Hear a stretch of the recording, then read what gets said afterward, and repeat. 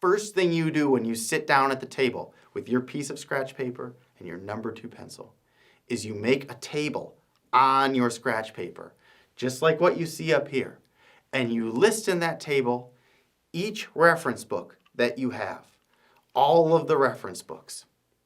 Why are you doing this? Because as you go through the exam, if you come across questions that you're pretty sure are referenced in modern masonry, you're pretty sure that's referenced in the IBC. Instead of pulling that book out right then and trying to reference and burning up time, instead, go to this table you've created, write down the question number, mark it in the testing format. You'll see right above the question there's a bar that says, moving into Chapter 7, Meetings, Negotiations, and Dispute Resolution. On page 183, under Project Pre-Construction Meeting.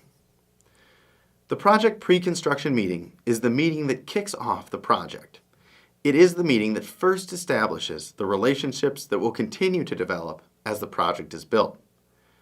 The pre-construction meeting agenda will discuss and clarify critical areas that impact on project personnel's ability to work, and then 2 pages further, and to solve problems.